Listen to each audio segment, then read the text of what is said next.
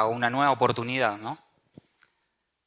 No solamente de adorarlo, sino también de exponernos a su palabra.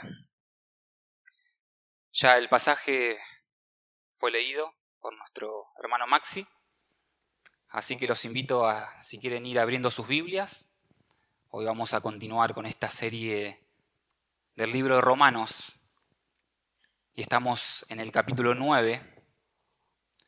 Vamos a meditar en los versículos del 14 al 18. Romanos 9, versículos del 14 al 18. Hacemos una oración para encomendarnos a nuestro Dios y luego compartimos.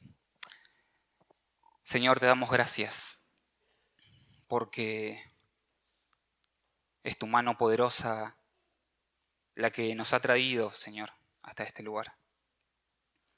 Porque es tu mano poderosa la que nos mantiene en pie. Porque es tu mano poderosa, Señor, la que obra en nosotros, derramando tu gracia. Gracias, Señor, por permitirnos conocerte, permitirnos alabarte, adorarte, honrar tu nombre, Señor, porque sos digno.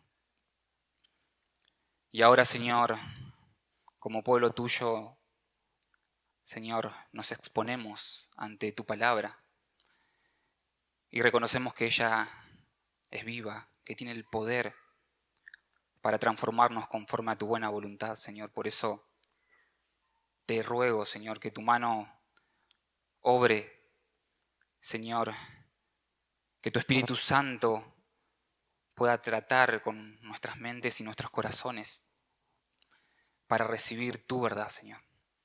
Ayúdanos, asistínos, porque lo necesitamos, pero queremos glorificarte. En el nombre de Jesús. Amén. Bueno, hermanos, el mensaje de hoy lo titulé No hay injusticia en Dios. Y quisiera comenzar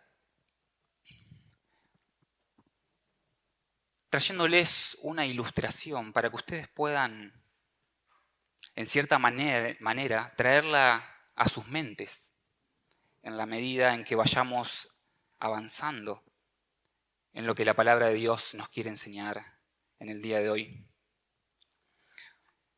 Imagínense a un grupo de presos condenados a perpetua por delitos bien establecidos que los hacen merecedores de tal sentencia.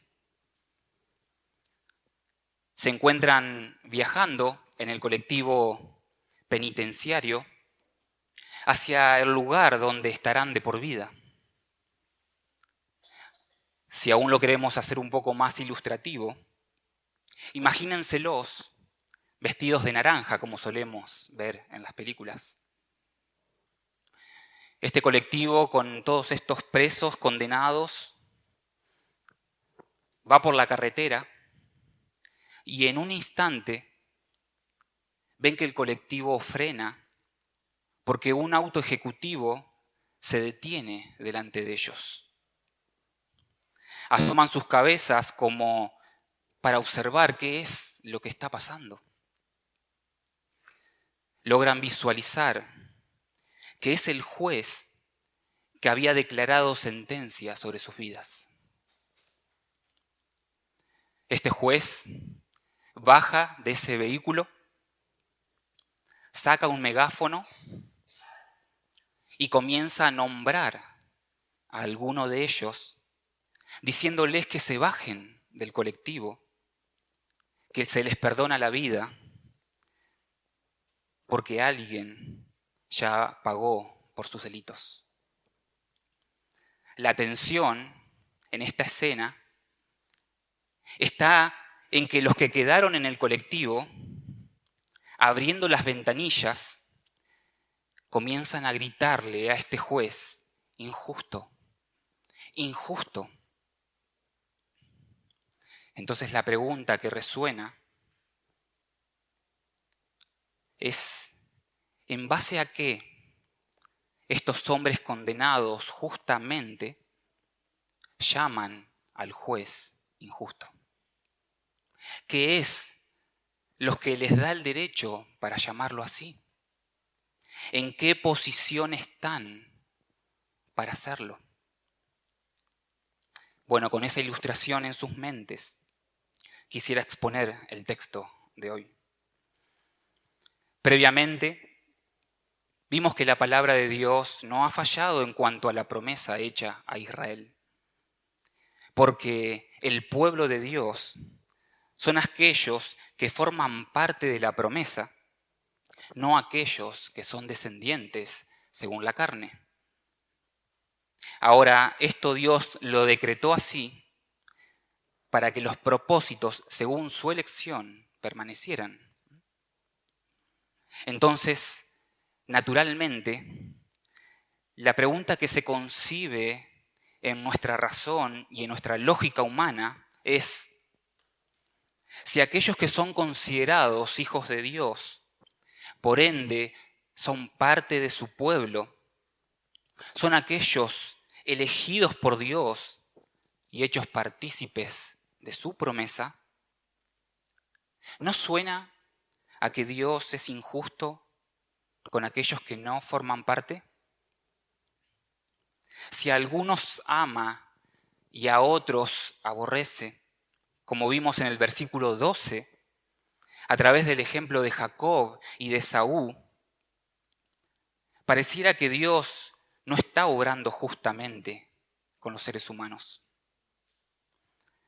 Ahora, lo interesante que vamos a ver en el texto de hoy es que Pablo no se enreda con diferentes pensamientos y reflexiones que pueden nublar la claridad del obrar divino, como queriendo que encaje con la lógica humana.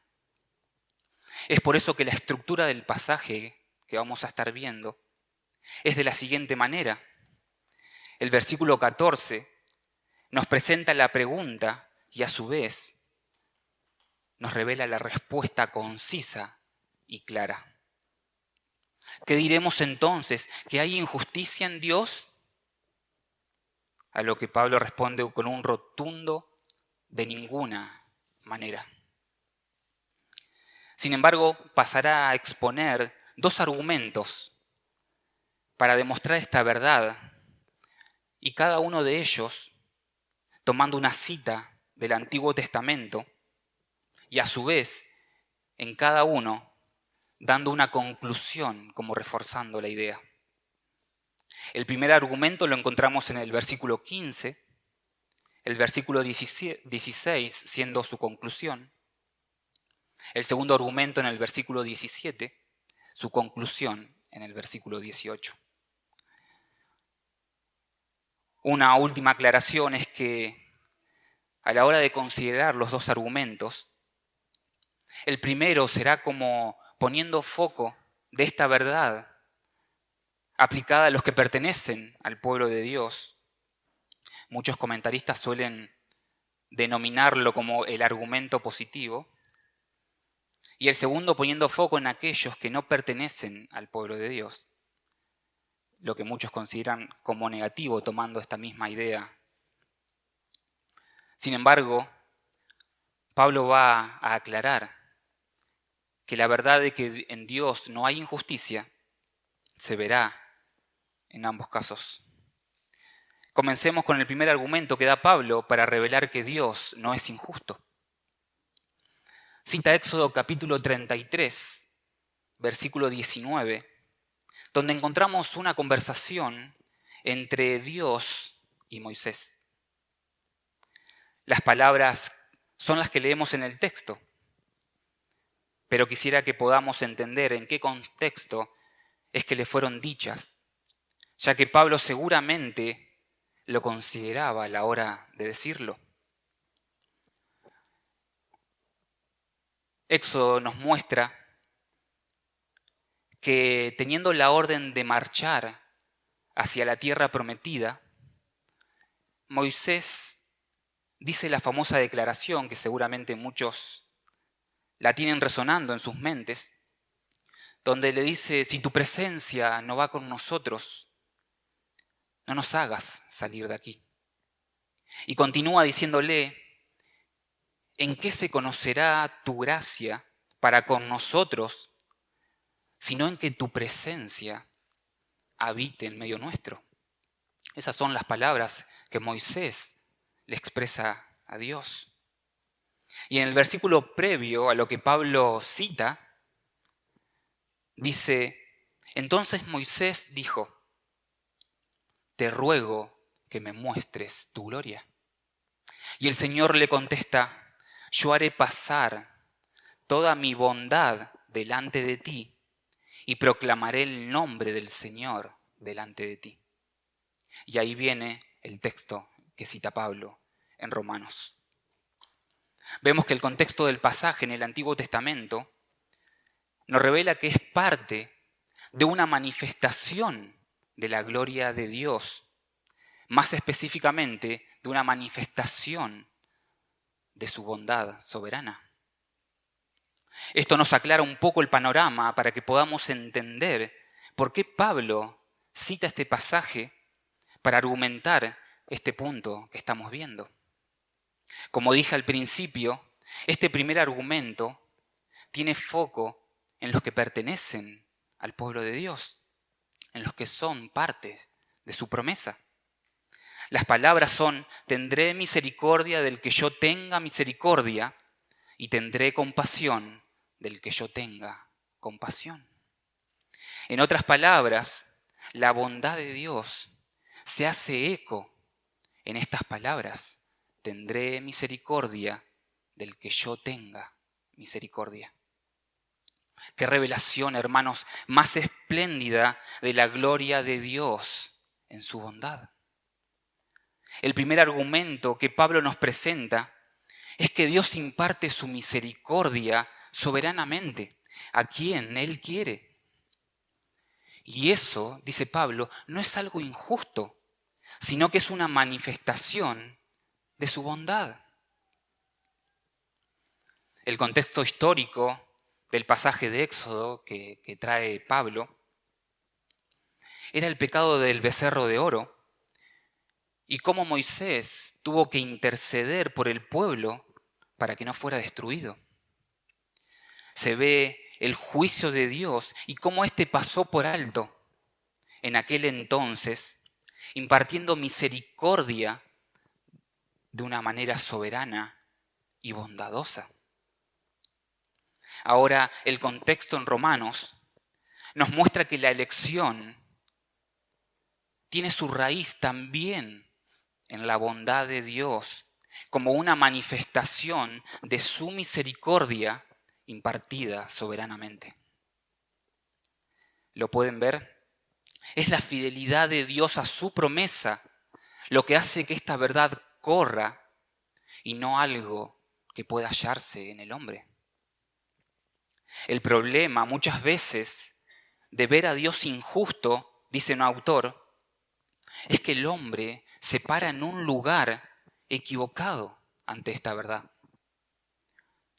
Continúa diciendo Pablo que no está queriendo mostrar cómo la elección de Dios encaja con la responsabilidad del hombre. Está queriendo mostrar cómo esta verdad justifica los actos de Dios frente a los estándares de su revelación en las Escrituras y de su carácter como creador. En otras palabras, la norma de Dios por la que Él debe ser juzgado es nada más y nada menos que el propio Dios. Por lo cual el apóstol afirma que Dios, en efecto, es justo. Y ahí está muchas veces el error que cometen los hombres. Analizamos y consideramos esta verdad poniéndonos en un lugar de igual a igual con Dios, como si tuviéramos un mismo concepto de justicia. Y eso es algo sumamente loco. Esta verdad no se debe examinar, hermanos, a la luz de nuestra comprensión, sino a la luz de su verdad, a la luz de lo creado y lo revelado por Él mismo, dice el autor. Dios no es algo que debemos conformar a nuestra imagen, sino creer en cómo Él se nos revela. Y es lo que hace Pablo. Muchos de nosotros hemos luchado, o aún quizás nos encontramos luchando con esta verdad, porque de alguna manera creemos que encaje con nuestro concepto de justicia.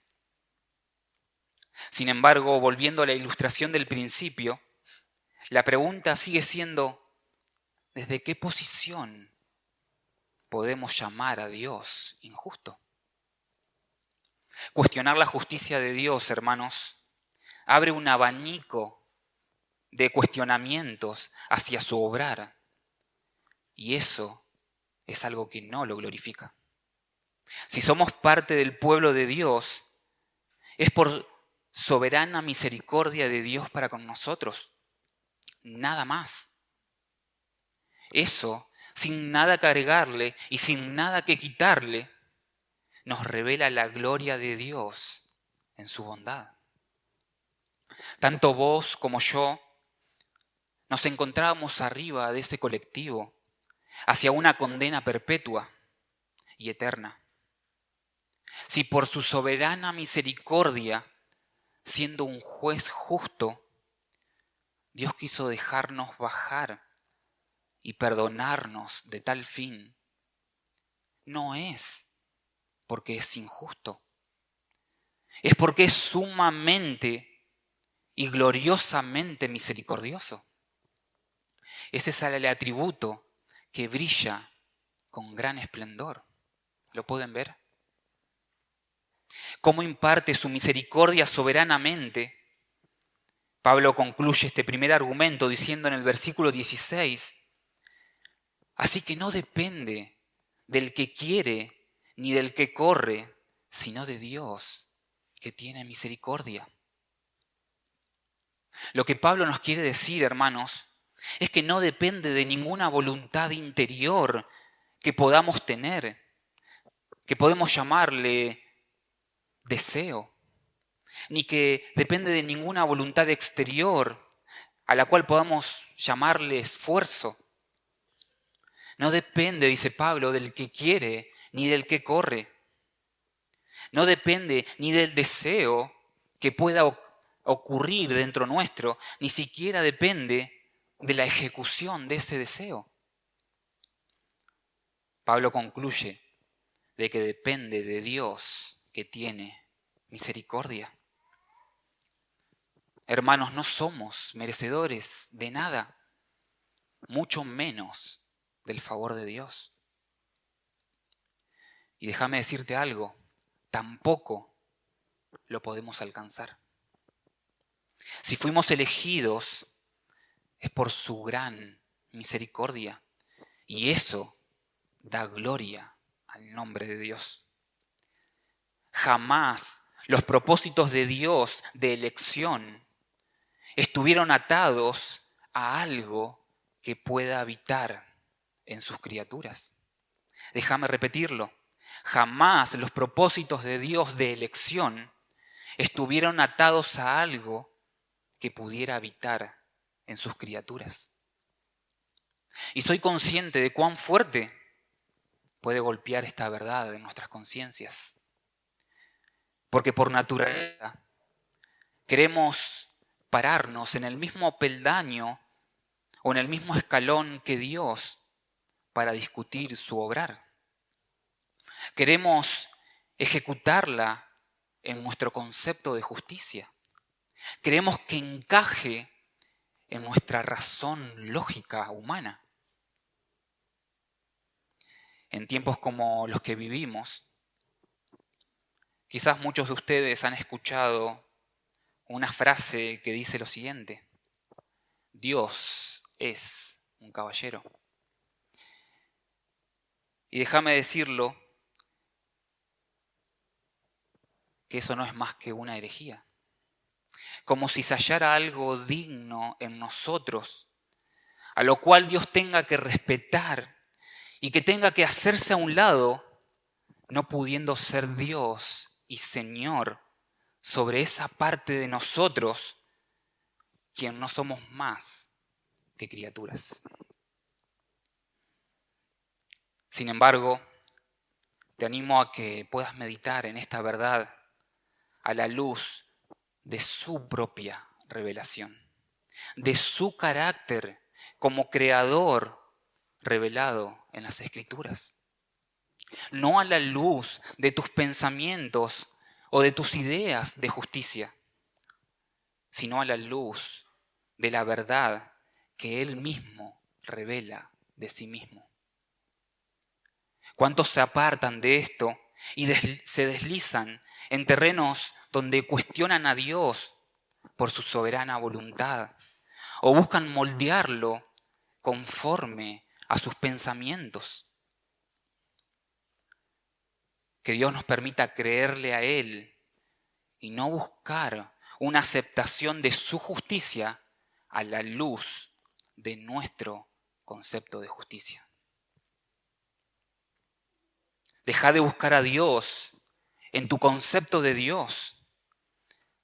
Busca conocerlo conforme a su propia revelación. No te lo formes a tu imagen para que sea algo complaciente en tu vida. Adóralo por lo que Él es. Y este es el primer argumento que nos presenta Pablo frente al cuestionamiento de si Dios es injusto. Nos revela que Él imparte misericordia a quien Él quiere. Y eso no lo hace injusto, sino que es una muestra gloriosa de su bondad. Ahora, si nos quedamos acá, sigue quizás resonando en nuestras mentes o podría quedar ciertas dudas.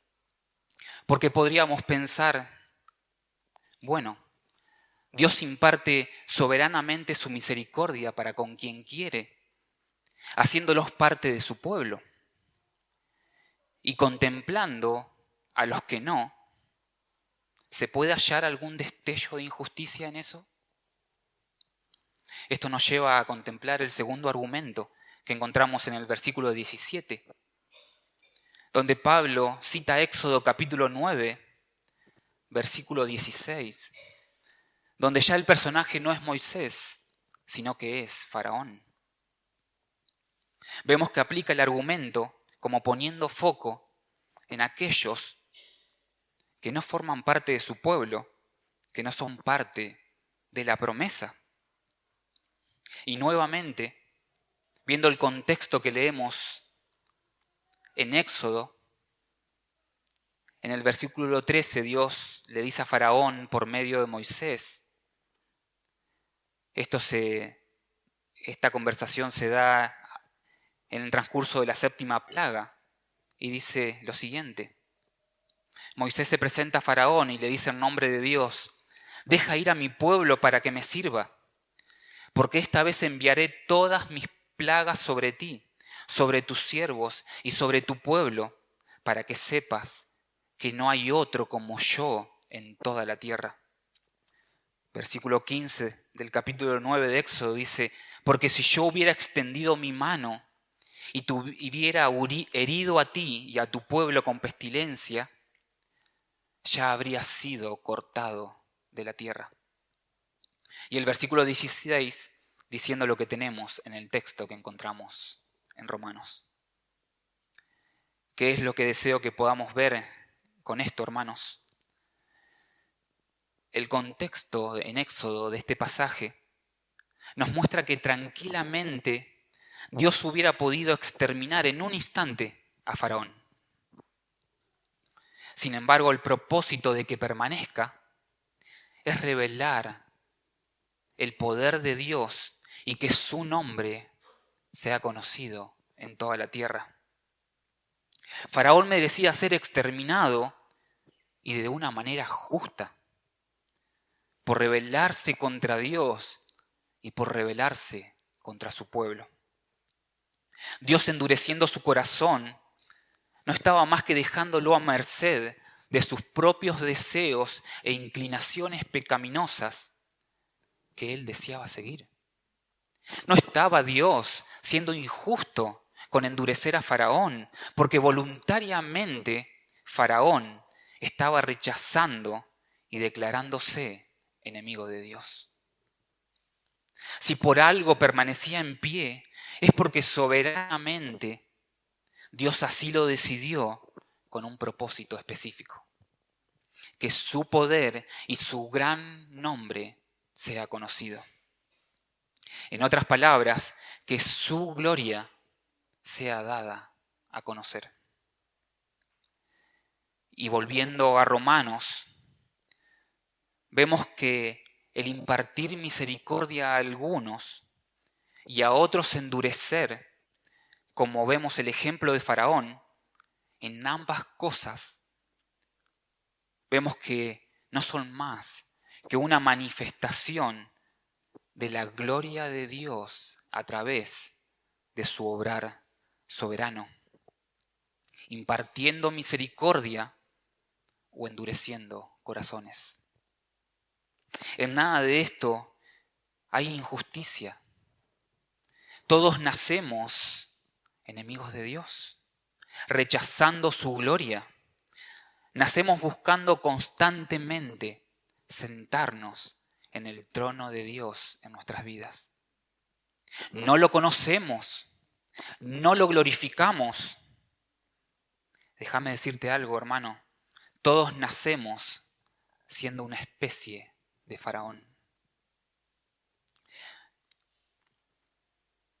Piper dice que el fin de Dios es glorificarse a sí mismo y disfrutar de Él para siempre. Y quizás al escuchar esta frase te puede sonar muy egoísta, pero es lo que vemos de principio a fin en las Escrituras. El fin último de todas las cosas es glorificar el nombre de Dios y disfrutar de Él. Es Dios, hermanos, obrando por amor a su propio nombre, buscando su propia gloria. Y si tan solo nos detenemos a pensar en un instante, está perfecto que sea así. ¿Y sabes por qué? Porque Él es Dios, no nosotros. Él es Dios, Él es digno de toda la gloria y de toda la honra. Nosotros no somos más que criaturas. Y Pablo concluye este segundo argumento de una manera clara. Dice, así que Dios tiene misericordia de quien quiere y al que quiere endurece. De una u otra manera, nos guste o no nos guste, Dios manifiesta su gloria. Su mano teniendo misericordia de algunos, como su mano endureciendo el corazón de otros. Pero ambos casos nos revelan su obrar soberano y exaltan su gloria y su poder sobre su creación. En Dios no hay injusticia, en Dios hay misericordia. Eso es algo que nunca debemos olvidar. Todos nacemos, como mencioné, arriba de ese colectivo que nos llevaba al castigo eterno. Si Dios decidió que te bajaras, es por pura misericordia, no por ser merecedores, porque la sentencia ya estaba sobre nosotros. Si seguimos arriba de ese colectivo, no es porque Dios sea injusto, no cuestionemos a Dios, sino que es un reflejo de que seguimos en el lugar que merecemos estar. Sin embargo, Pablo presenta estos dos argumentos ante el cuestionamiento de la elección divina como un ejemplo de que de una u otra manera, sea que seamos partícipes de aquellos que reciben la misericordia de Dios, o que nuestras vidas sean un reflejo de aquellos que tienen el corazón endurecido con Dios. Pablo, si hay algo que quiere dejar bien en claro, es que en cualquiera de los dos casos, el nombre de Dios es glorificado.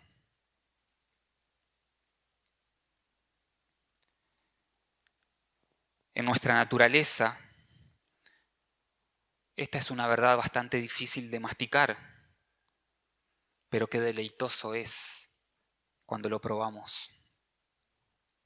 Con esta verdad, hermanos, Dios es exaltado y su nombre es glorificado, y debemos decir amén a eso. Ahora, ¿qué es lo que hacemos frente a esta verdad?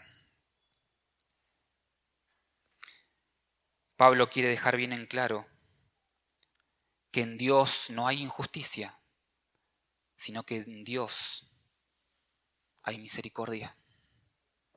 Que no depende del que quiere ni del que corre, sino de Dios, que tiene misericordia. Y quizás sea una verdad bastante chocante a nuestras conciencias o a nuestro corazón. Quizás es una verdad que en muchos aspectos nos paraliza. Porque si pensamos en la ilustración del comienzo, todo, absolutamente todo, está en las manos de ese juez justo y de ese juez misericordioso. Pero si pensamos un poco más, es así como debe ser. Aunque no nos atraiga la idea a nuestro orgullo. Y me parece apropiado que nos podamos preguntar cómo nos vemos frente a esta verdad, pero también cómo vemos a Dios frente a esta verdad. Sinceramente, o te ves como aquel que quiere y que corre, o ves tu vida como aquel que recibe misericordia. Por otro lado, o ves a un Dios injusto ante esta verdad, o ves a un Dios grande en misericordia. Y lo planteo porque esto cambia radicalmente nuestras vidas. Si creemos lo que acabamos de escuchar, Dios es glorificado y su nombre es exaltado. Si no, Dios no es más que algo conformado a nuestra imagen. No lo puedo ver de otra manera. Si sos creyente, si fuiste hecho una nueva criatura, si das fruto de un hijo de Dios, tenés que entender que fuiste hecho partícipe de la soberana misericordia de Dios. Y comprender eso debe llevarte a adorarlo y alabarlo por su gran bondad, juntamente con humillarte delante de Él. No podés creer esto y continuar viviendo de una manera liviana la misericordia de Dios sobre tu vida. No te olvides que estabas en ese colectivo y nada te podía librar de ese destino. Si estás en Cristo, la mano misericordiosa de Dios te alcanzó y te rescató. Ver su obrar debe responder en una vida de continua gratitud y de continua adoración a Dios. La pregunta es cuán consciente sos de haber recibido esa misericordia. ¿A qué te lleva cada día esa comprensión y ese sentir? Y te animo a que puedas plasmarlo en una vida práctica que refleje esta verdad. Si Dios te eligió, fue únicamente por misericordia. No te gloríes en nada, y si en algo te querés gloriar, como dijo Pablo, gloriate en la cruz de Cristo. Por otro lado, alguien pudiera pensar, bueno, si esta verdad es así, entonces no hay nada que hacer. Si uno no se halla en Cristo, si no se puede decir con certeza que experimentaste un nuevo nacimiento, si el Evangelio no produjo fe en tu corazón, de tal manera que la misericordia de Dios es algo que no experimentás y podés ver en tu vida, tenés que saber que no es para que te quedes con los brazos cruzados, creyendo que si no te hizo partícipe de su misericordia, es porque estás destinado a un corazón endurecido. Lo que debes hacer es clamar por misericordia al Dios que es lento para la ira y que es grande en misericordia. Debes arrepentirte de vivir rebelándote contra Dios y caer rendido ante su verdad. Él es un Dios amplio en perdonar. Quizás tenga misericordia de tu vida. El que a mí viene, no lo echo fuera, dice Jesús. Que esta verdad, si estás sentado y Cristo no cautivó tu corazón, si no experimentás en tu vida cada día la mano misericordiosa de Dios, que esta verdad no te lleve a pensar en un Dios injusto, sino en un Dios que ama y que se gloría en impartir misericordia si lo buscamos de todo corazón. Ahora, si hay algo para cada uno de nosotros, es que tenemos que entender cómo la cruz arroja luz de esta problemática.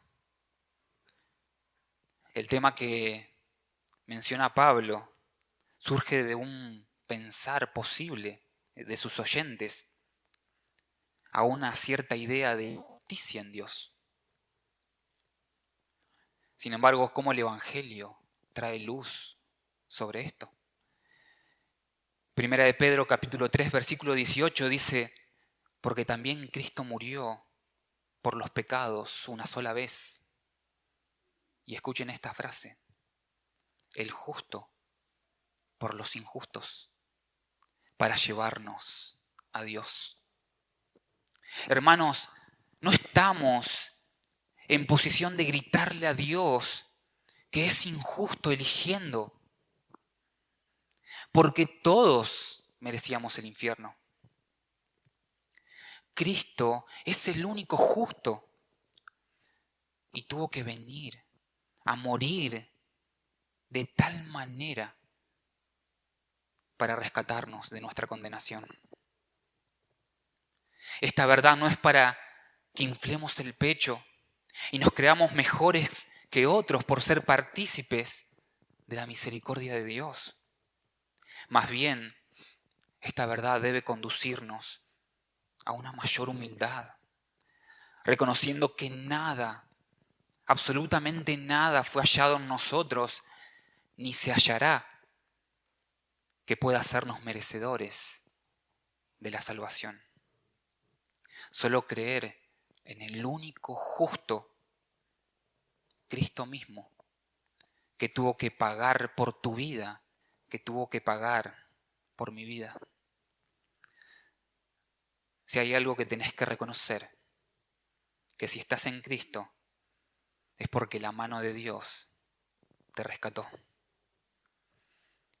Y alabá su gran misericordia. si esta verdad no es algo que late en tu corazón, arrepentite, quizás de encontrarte viviendo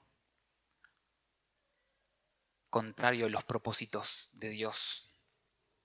Cree en la persona de Jesús, en aquel que realmente vivió lo que ni vos ni yo podemos vivir, aquel que realmente fue perfecto, cumplió a la perfección la ley de Dios, aquel único en quien el Padre se complació. Y caer rendido a los pies de la cruz, porque el carácter de Dios es amplio en perdonar, es grande en misericordia y es lento para la ira. Gocémonos en la verdad que acabamos de meditar y demos gloria a Dios por su gran bondad a través de su gran misericordia.